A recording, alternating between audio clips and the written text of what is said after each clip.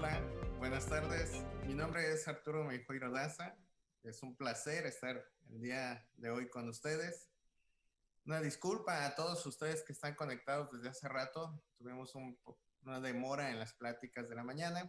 Sin embargo, ya estamos aquí y quisiera invitarlos a que nos pregunten. La finalidad de este curso, que es la primera vez que lo hacemos, es para que los escuchemos y podamos retroalimentarnos nosotros los médicos con su información y sus dudas. Vamos a tener el gusto de tener a excelsos ponentes y vamos a comenzar con el doctor José María Remestroche, un médico formado aquí en la Universidad Veracruzana. Después emigró a la Ciudad de México y hasta Estados Unidos y tiene una alta especialidad en neurogastroenterología y motilidad. Una de sus pasiones es la enfermedad celíaca y está muy de moda en realidad, que es el gluten, que es la enfermedad celíaca, y por eso quisimos tocar este tema para poder aclarar sus dudas. Sinceramente los invito para que nos cuestionen, nos pregunten y así puedan ustedes aprovechar a nuestros ponentes. Muchas gracias por estar aquí con nosotros y le doy la palabra al doctor José María Remestroche. Gracias al doctor Arturo Meixueiro por la invitación. Gracias por esta iniciativa para cursos de pacientes. Y yo trataré de, muy brevemente, en términos lo más eh, coloquiales posible, de hablar de esto que me decía Arturo, que es la enfermedad celíaca. Y lo primero que hice es, y quiero presentarla a ustedes como pacientes, es que esta enfermedad pertenece a un grupo de trastornos relacionados con el gluten. No es extraño que muchos de los pacientes llegan hoy diciendo soy alérgico o intolerante al gluten, alguien me dijo que eso era el causante de las molestias digestivas, la colitis, la gastritis, y lamentablemente hay muchísima confusión en términos.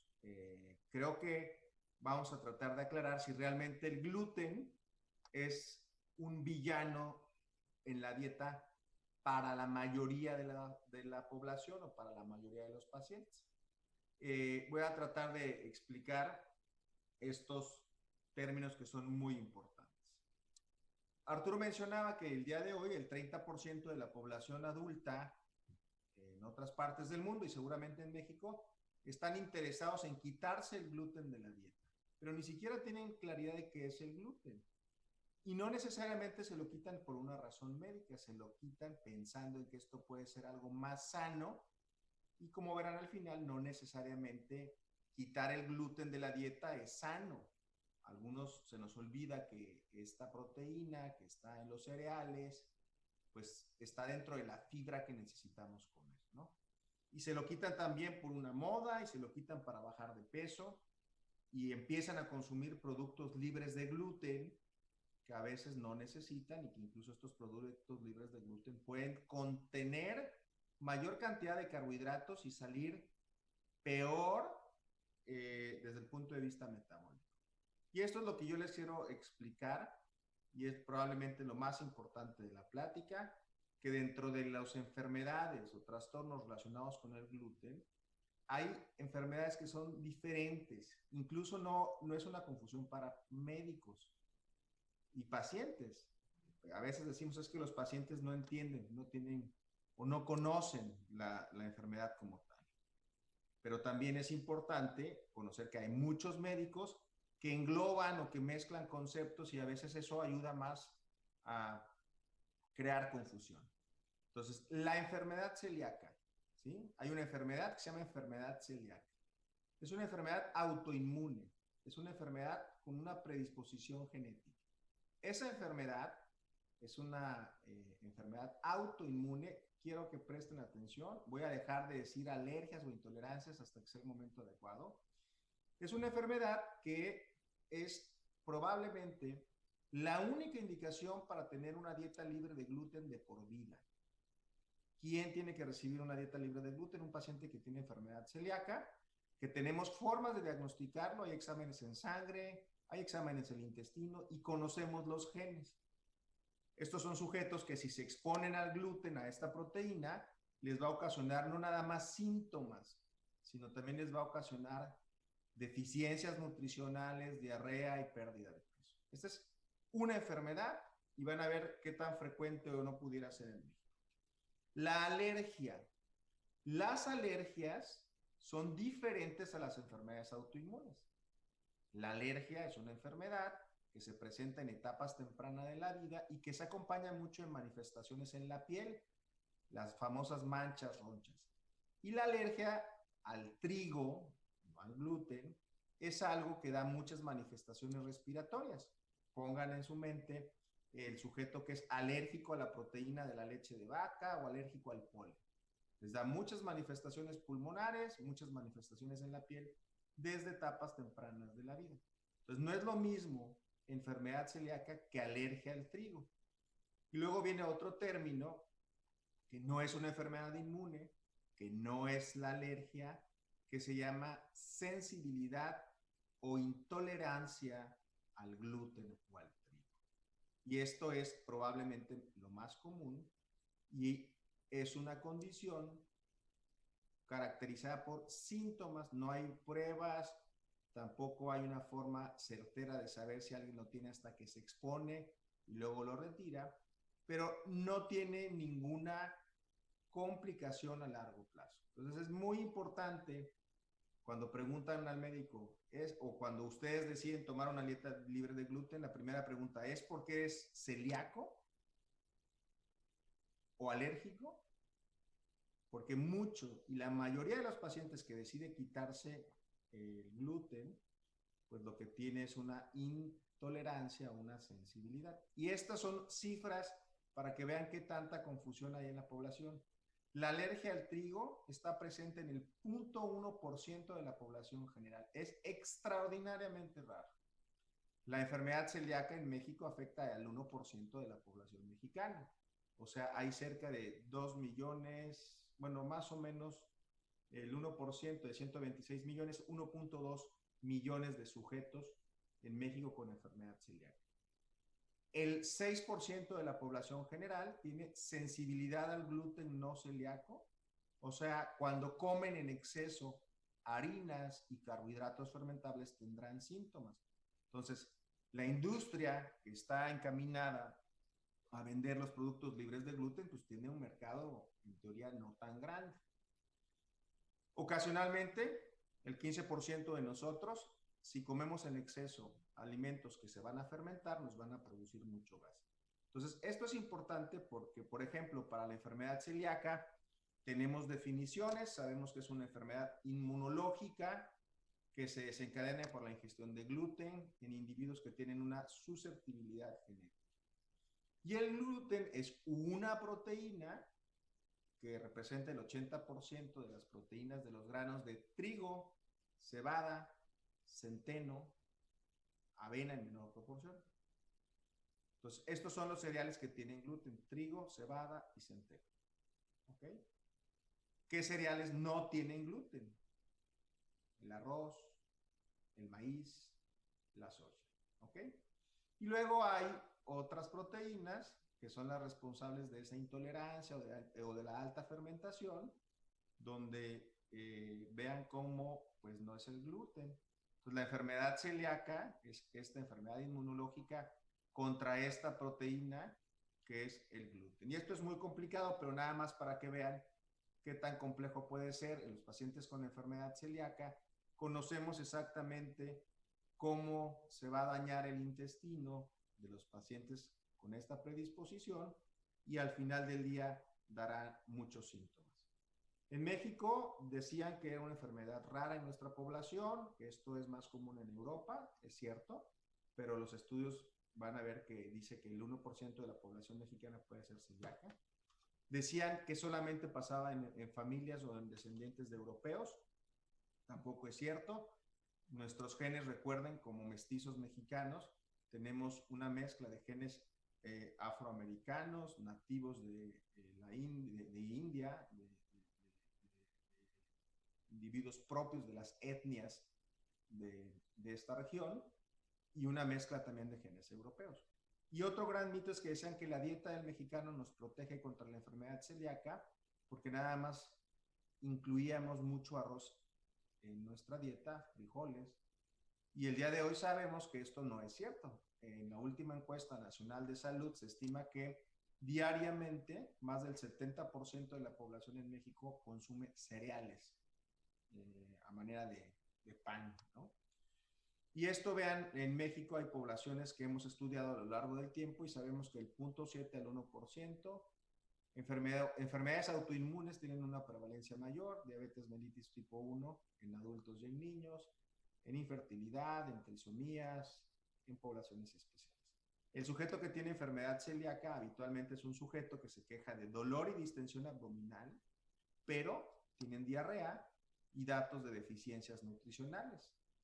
Sin embargo, muchos de estos pacientes están confundidos con diagnósticos como síndrome de intestino irritable, colitis nerviosa, dispepsia o indigestión.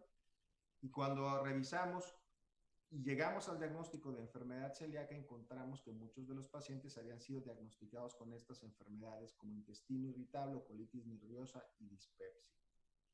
Claves para pensar que uno puede tener enfermedad celíaca sería que alguien más en la familia lo padezca, y deficiencias nutricionales como anemia, deficiencias de ácido fólico, vitamina B12, y existen pruebas para esto.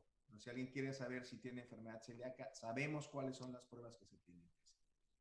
Contrario a lo que pasa en la sensibilidad al gluten no celíaca. Esta es una enfermedad que se caracteriza por manifestaciones y síntomas intestinales, ¿sí?, que se presentan cuando se ingiere gluten, pero que nosotros hayamos descartado que no tiene enfermedad celíaca ni alergia. No hay una prueba en sangre para esto.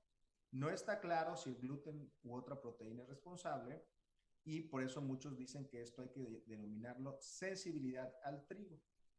La prueba diagnóstica para esta entidad es que es ese sujeto, sin ser celíaco, sin ser alérgico, cuando come en exceso cereales, se inflama y se distiende. Y cuando los deja de comer, disminuyen las molestias. Entonces, se piensa que son algunas proteínas diferentes al gluten o algunos carbohidratos en exceso que producen esta inflamación. Y respecto a esto, los pacientes que tienen esta intolerancia, curiosamente el síntoma más común es dolor abdominal y se atribuyen algunas otras manifestaciones como dolor de cabeza, mente confusa, obnubilación, fatiga, etc. Nosotros insistimos mucho en que los diagnósticos son importantes porque la dieta libre de gluten no es para todo. ¿Quién necesita una dieta libre de gluten? Los pacientes con enfermedad celíaca y alergia al gluten. Es muy difícil de llevar este tipo de dietas. Los alimentos sin gluten pueden ser 200% más costosos que los alimentos convencionales. Y los alimentos sin gluten, muchas de estas harinas sin gluten están basadas con alimentos, tubérculos, por ejemplo, muchos de estos sustitutos de harina son a base de papa o camote, que si bien dan esa textura similar al pan, tienen un contenido calórico y de carbohidratos muy importante. También, además de que no es fácil y es muy costosa, la textura es diferente. El gluten tiene esta propiedad de hacer que los panecillos sean un poquito esponjosos. Y la evidencia dice que si uno de nosotros nos ponemos en una dieta libre de gluten para bajar de peso, no garantiza que bajemos de peso. Incluso tiene efectos metabólicos importantes. Yo les voy a mostrar un ejemplo. Este es un estudio donde pacientes con enfermedad celíaca que llevaron una dieta estricta de gluten, 12 meses después, si bien la enfermedad celíaca se controló, el 30% podía desarrollar algo que se llama síndrome metabólico. El síndrome metabólico es obesidad, diabetes, hipertensión, elevación del colesterol. ¿Por qué? Porque si quitamos todo el gluten en un sujeto que no lo necesita, la fibra, que es parte de esos alimentos que tenemos, deja de tener ese efecto terapéutico sobre, por ejemplo, el colesterol, el tránsito intestinal. Incluso se estreñen. Entonces, antes de que ustedes quiten o pateen a los alimentos libres de gluten de la dieta, tienen que estar seguros de que uno puede tener esta enfermedad que se llama enfermedad celíaca. Y en el caso de que tengan la duda, pues acudir con médicos certificados, como los que trabajan en nuestra sociedad en el estado de Veracruz. Sabemos cuáles son las pruebas, las tenemos disponibles. Sabemos que la recomendación de quitarse el gluten tiene que ser orientada por equipos de expertos, especialistas, nutriólogos, para poder ayudar lo más que se pueda a los pacientes. Una dieta libre de gluten en un sujeto que lo necesita tiene que ser una dieta de por vida, entonces no es una dieta tampoco fácil de seguir. Gracias, Arturo, y estoy pendiente de algunas de tus preguntas en estos siguientes 5 o 10 minutos.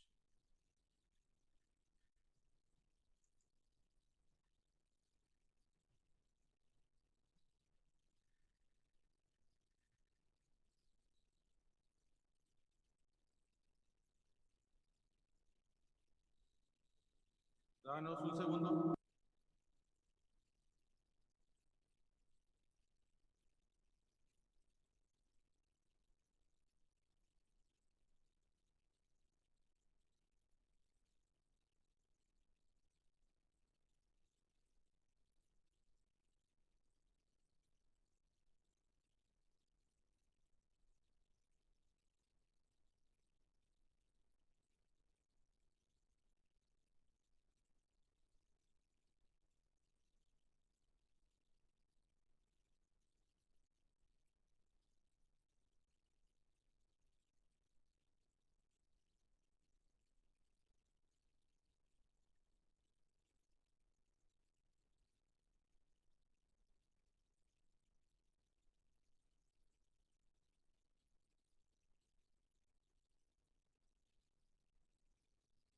Gracias, José María.